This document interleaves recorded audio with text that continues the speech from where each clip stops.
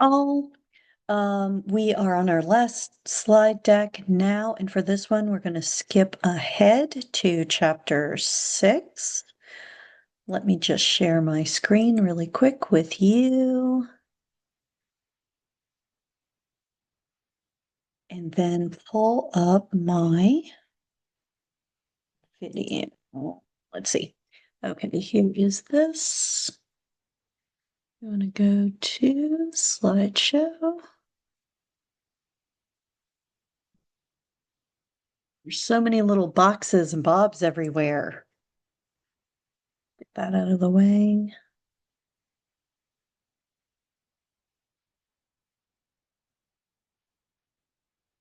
Okay, get that back out of the way. Here we are, chapter 6. We're going to talk about cost, volume, profit relationships. All right. So, when we're using any kind of cost, volume, profit analysis, we need to simplify things a little bit. Remember how we talked about estimates and how sometimes we need to be less accurate so we can be more timely. Okay. So here are some assumptions we need to make in order to use this method. Okay, first of all, we have to assume that our selling price is always constant. Okay. We have to assume that our costs are linear and can be divided into variable and fixed components. And then if we are making more than one product, we have to assume that our product mix is always going to remain constant. Okay. So, we are going to use this contribution income statement that we talked about in an earlier lecture, okay, so that we can get at our contribution margin. All right, that's the amount that's going to be left over from our sales revenue after we take out all our variable expenses. So, our contribution margin is used to cover all our fixed expenses, and anything that's left over ends up as our operating income. All right, so we have our example here where we broke it out on a per unit basis. So you can see our selling price per unit, our variable expenses per unit, and contribution margin per unit. Okay. So that means once we identify our fixed expenses here of 80,000, remember our contribution margin has to cover our fixed expenses.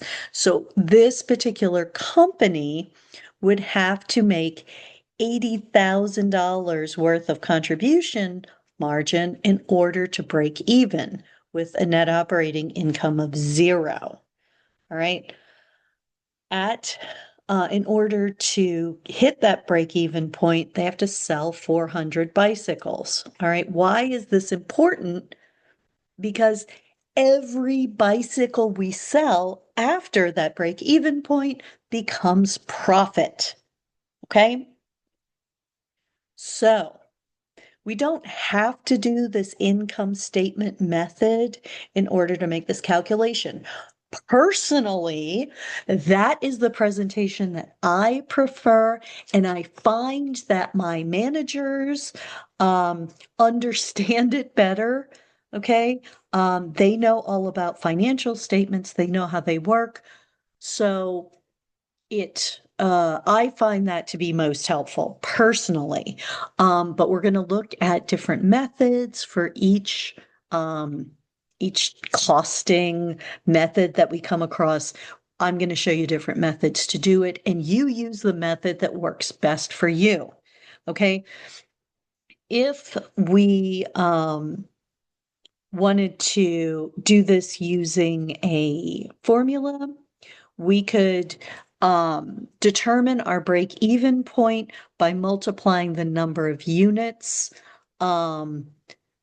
over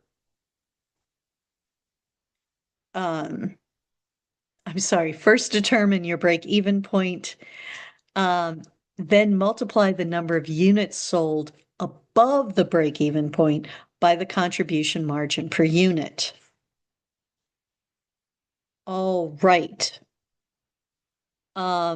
Here is your equation. Here, profit equals sales minus variable expenses minus fixed expenses. You can see how, if you turn this on its side, this equation basically mirrors your income statement. Okay.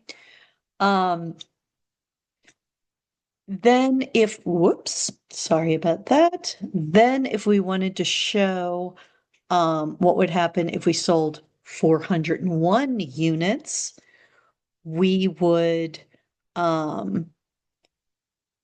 put in 401 units as our sales,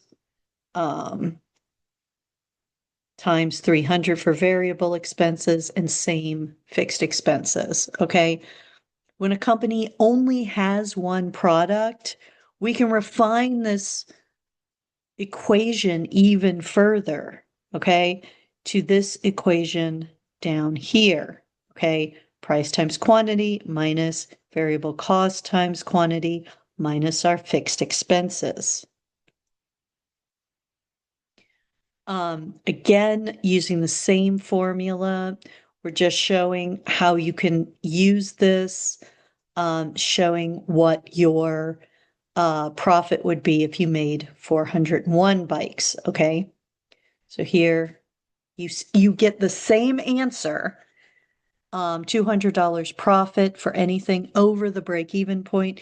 You get the same answer whether you use this formula, use your income statement method, okay? You can also express the simple profit equation in terms of your unit contribution margin. So instead of doing your overall profit, you can do it on a per unit basis. Okay, so here is the example there. Okay, price times quantity, variable cost times quantity minus fixed expenses. But you want to use your unit contribution margin times your quantity here in order to get the per unit. Okay, so let's look at this in a graph. So if you were to sell at each selling point, okay, if you sold 0 items, obviously you would be at an $80,000 loss because even though you're not generating variable expenses, you still have to cover your fixed expenses.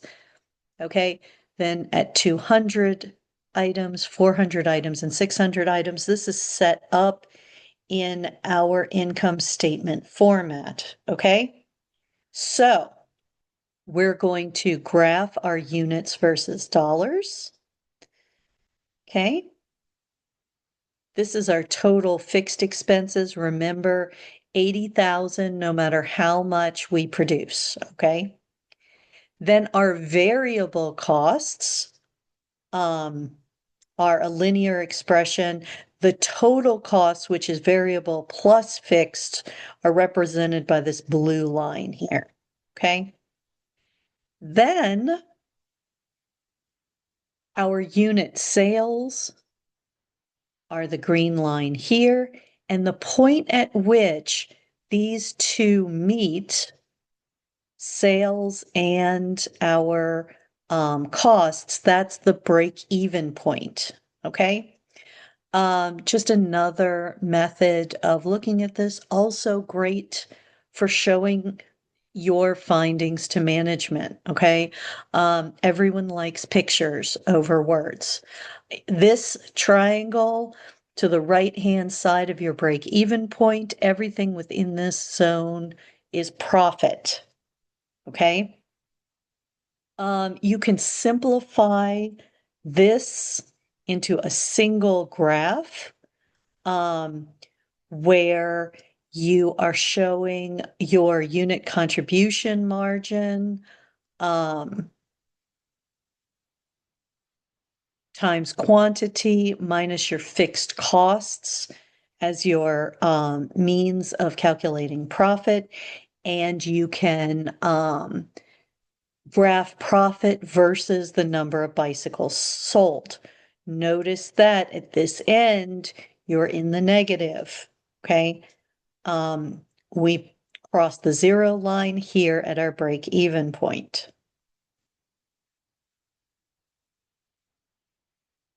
Okay, now we're going to use a formula for contribution margin ratio to show changes in the contribution margin. Okay,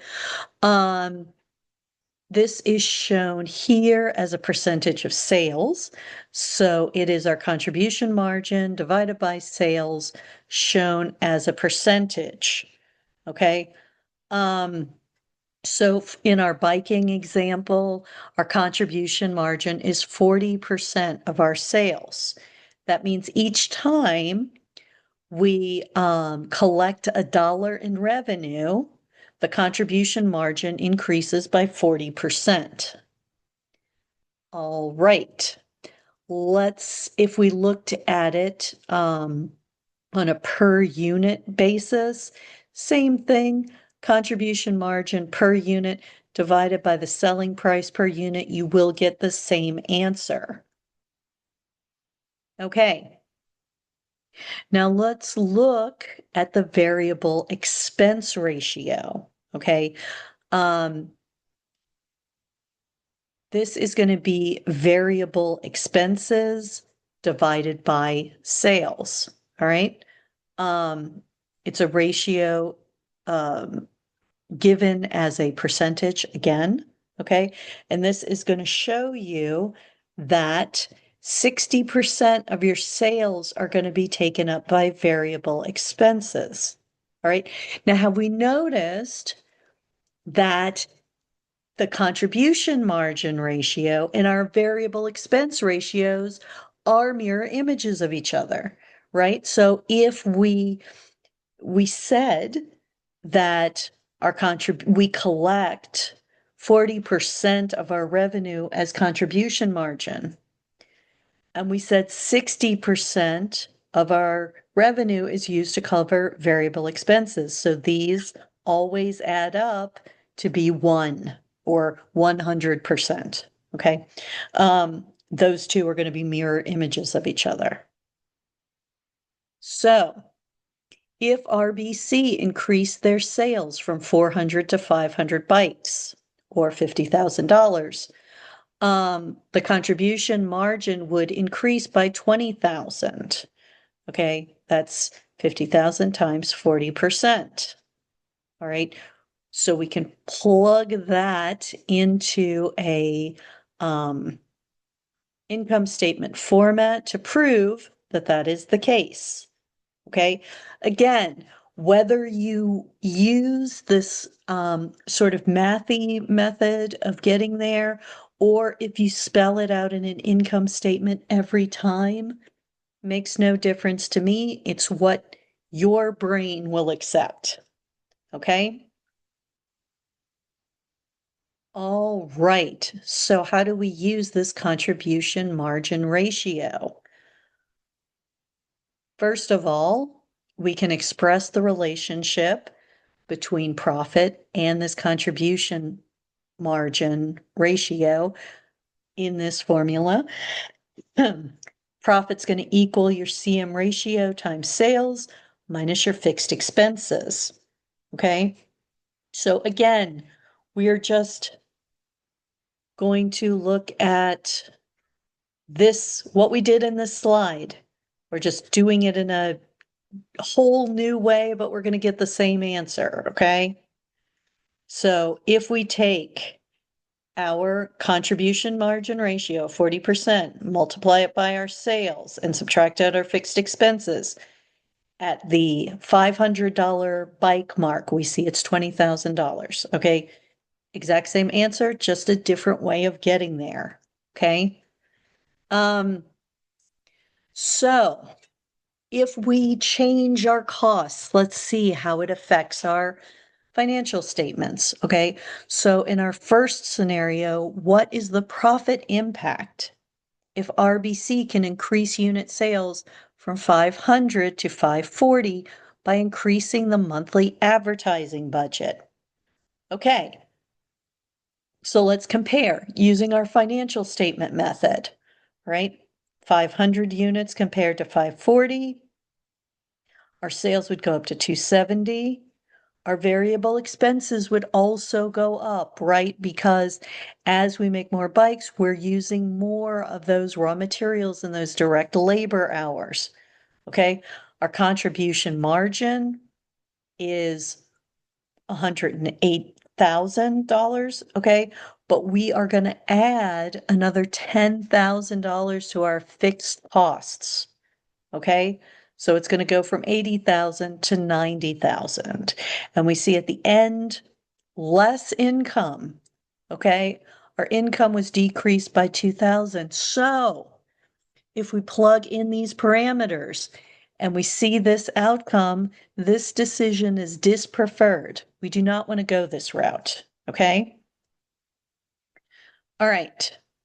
So we can do the same thing with our mathematical method. Okay. We can increase our contribution margin by 40 units at $200 a unit, increase in advertising expenses by 10,000. The difference here is a negative 2,000. Okay.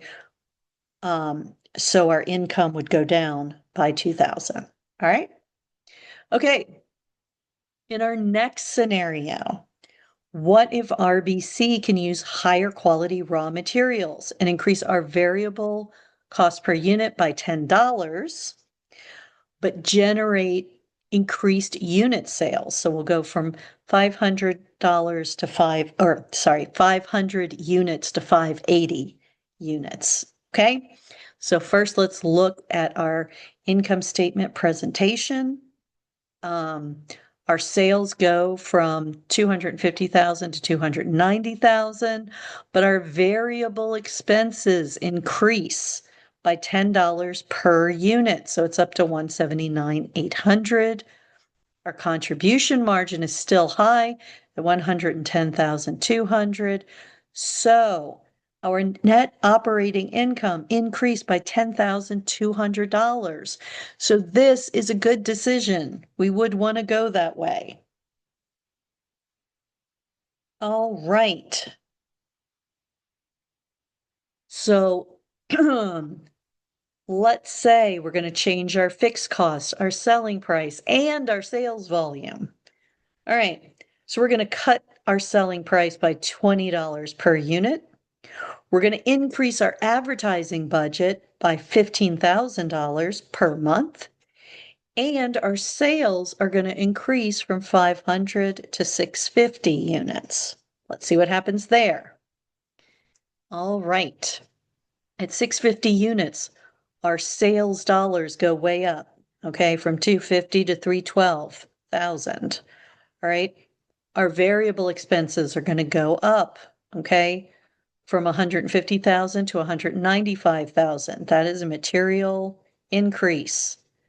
Our contribution margin still high, okay, at 117,000 compared to 100,000 at our base. All right. Fixed expenses are going to go up because we're spending that 15,000 additional dollars in advertising costs. So in this scenario, our net operating income is going to go up by $2,000. All right. Okay, next example. What if we pay $15 sales commission per bike instead of paying this fixed fee of $6,000 per month? Okay, our unit sales are going to increase from 500 to 575. Is this a good choice? Let's look at it in the income statement format. All right. Our sales are going to go up to 287,500. We're going to increase our variable expenses because we've essentially moved our sales salaries from fixed expenses to variable expenses. Okay. So our contribution margin, we've got 106,375, but we have less fixed expenses to cover by 6,000. Okay, so our net operating income jumped up by $12,375. This is also a good decision. We're making a lot of profit here. Okay, next up, what if we fiddle with the selling price? Okay, so RBC has the opportunity to sell 150 bikes to a wholesaler without disturbing our sales to our other customers, okay, or our fixed expenses. What price would it quote to the wholesaler if it wants to increase its monthly profits by $3,000? Okay, so it's making this small batch bicycle order for a retail store. All right. So we've got $3,000 in costs divided by 150 bikes. So $20 per bike plus our variable cost per bike is 300. The selling price required is 320 per bike. Okay, so 150 bikes at $320 per bike, 48,000. Our variable costs, 45,000. So our increase in net operating income, we'd hit that 3,000 that we're targeting. Okay, so this is less of a what if scenario and a how do we hit this amount of profit scenario. Okay, so let's look at how we figure out our break-even point. All right, so we know there's an equation and a formula method that can be used to determine the unit sales and the dollar sales to achieve a target profit of 0. Okay, so let's look at that. All right. So we have our financial statement information here. We have our per unit contribution margin and our contribution margin ratios that we determined on previous slides. Okay, this isn't new information. All right, all we have to do with our equation is to set our profit to 0. Okay, and then solve using our unit contribution margin. Okay, so we set profit to 0. We know our unit CM is 200. We don't know what quantity we need, but we do know our fixed expenses are 80,000. And then we just do our algebra and figure out that 400 units is our break-even point.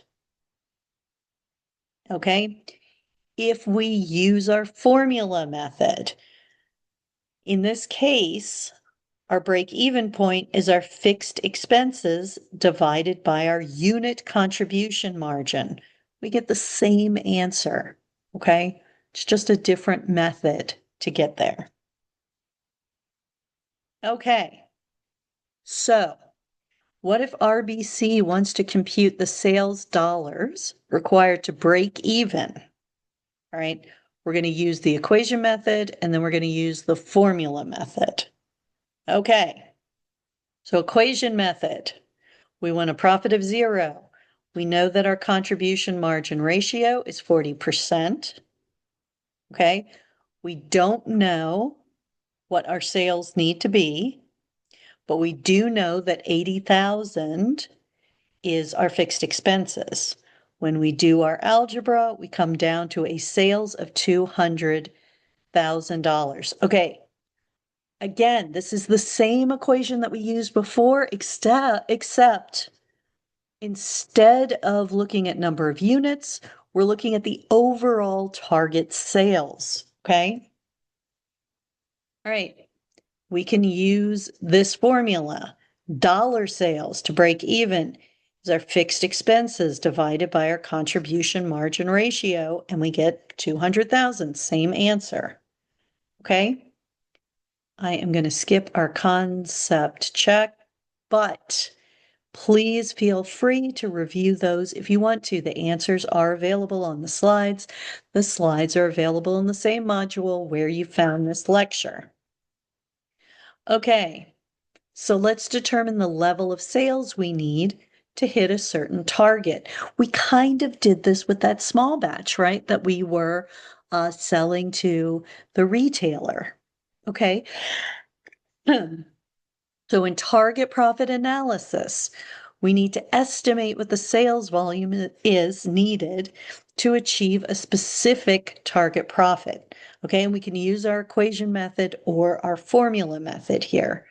Okay, remember profit is our unit contribution margin times quantity minus our fixed expenses. Okay, and we just set our profit to our desired profit level. Okay, so we want $100,000 in profit. We set profit to $100,000. We know our per unit contribution is $200 times quantity minus 80,000. We're solving for quantity. So we have to make 900 units to hit our target profit of 100,000. Okay? We're just plugging and chugging, okay? Not too complicated. If we want to use our equation, then we just take our target profit, which is 100,000 plus our fixed expenses, and divide that by our contribution margin per unit. Because again, we're trying to figure out how many units we need to sell. Okay. So again, we hit this answer of 900 units. Same answer we got using our other method, our plug and chug method, but just a different, formula to remember, whichever one sticks in your brain better. So we can use our methods to compute the target profit in terms of sales dollars. Just like we did before, how many units do we have to sell to have a profit of $100,000? Or what is our total sales dollars we need to give us a profit of that $100,000? Okay. We set our profit to 100,000. We multiply our CM ratio times sales this time minus fixed expenses, and we get sales of 450,000. Okay. All right. Same answer, different method. If we use our formula, we get our target profit plus our fixed expenses divided by our CM ratio gives us $450,000. Same answer. Okay. All right. Next, we're going to talk about margin of safety and why it's important. Okay. So our definition here for margin of safety, it is the excess of budgeted sales or actual sales dollars over the break-even volume of sales dollars, okay? It's the amount by which your sales can drop before you start incurring a loss. All right. The higher the margin of safety, the lower the risk of not breaking even and incurring a loss. It is also, if you calculate a year-over-year analysis of margin of safety, you can see how quickly, if you're in a period of declining sales, you can see how quickly you are approaching the loss area. Okay, when you cross over that break-even point line and you start incurring a loss. All right. So your margin of safety equals total sales minus your break-even sales. All right. So in our income statement format, we determined that our break-even sales are $200,000. Our actual sales at this point are 250,000. So our margin of safety is 50,000, right? So if we divide this 50,000 times our sales, we have a 20% margin of safety. Okay. Is that good? Is it bad? Difficult to tell. Okay. We don't have any basis of comparison. What was our margin of safety last year? What is the margin of safety in the industry? Okay. Um, you really sometimes some of these calculations don't really tell you a whole lot in a vacuum, right? If you don't have any other data to compare it to, right? It can also be expressed in the number of units sold. So remember, just like all our other examples, we can either express it in sales dollars or in number of units. Okay. In our example, our margin of safety is 100 bikes. Okay. If we lose 100 bike sales, then we have zero profit. Okay. So let's talk about cost structure a little. Our cost structure is the proportion of fixed and variable costs in your organization.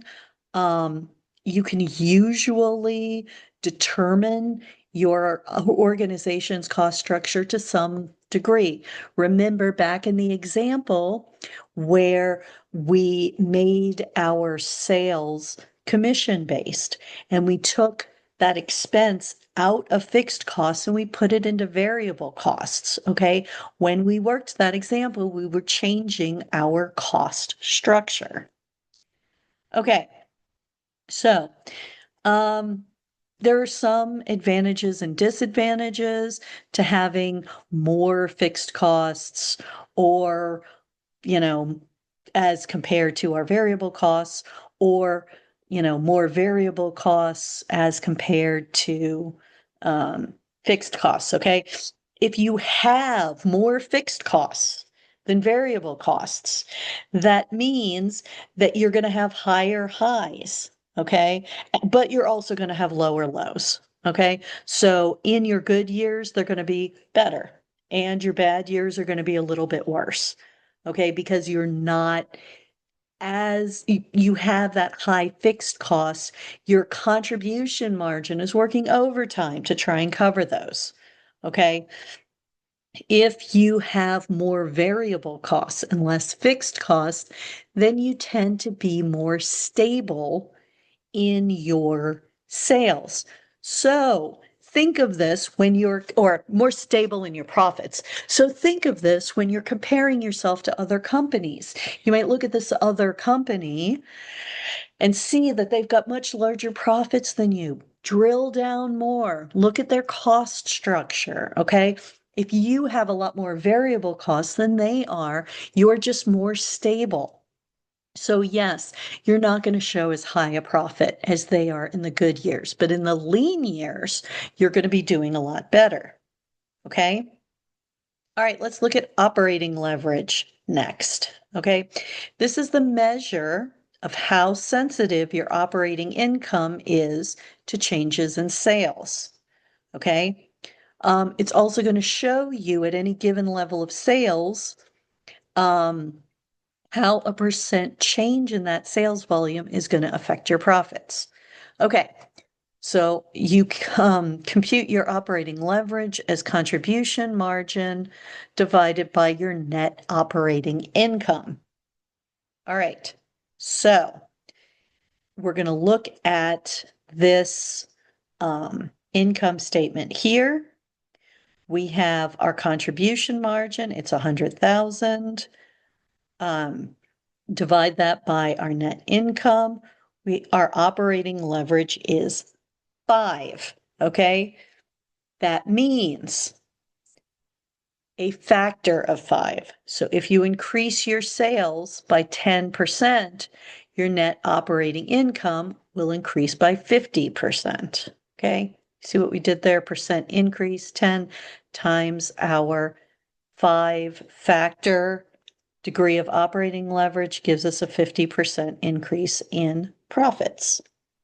Okay, we can prove this by looking at a side-by-side comparison of our income statements. Okay, so sales increased by 50. All right. Net operating income increased by 10,000. Okay, so a 10% increase in sales resulted in a 50% increase in income.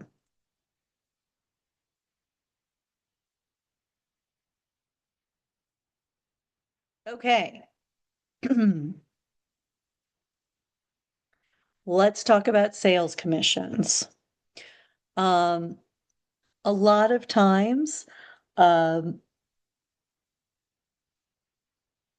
sales retail organizations will compensate their salespeople by paying them a commission based on their sales or a salary plus sales commissions. Okay.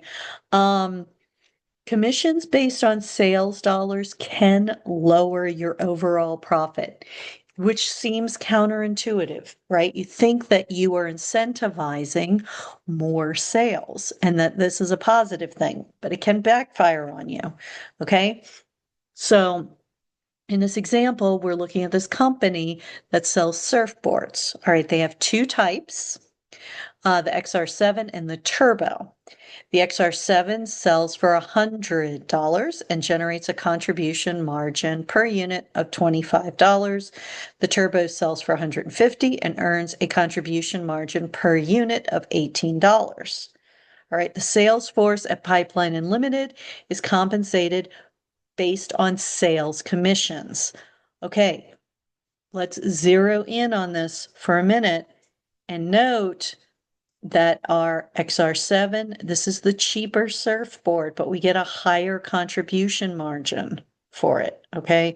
Our Turbo, it's a more expensive model, but we make less off of each item, all right?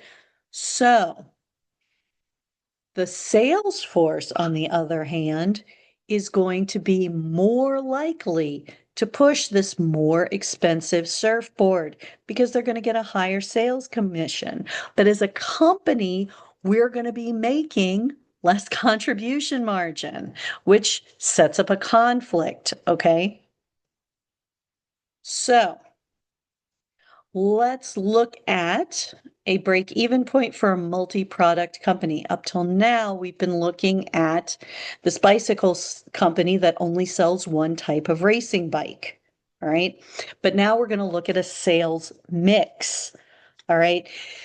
So as in our surfboard example, we have two products. In the relative mix, how much we sell of each product is called our sales mix. Different products are going to have different selling prices, different cost structures, and different contribution margins. Okay. When you sell more than one product, your break-even analysis is going to become more complex. All right.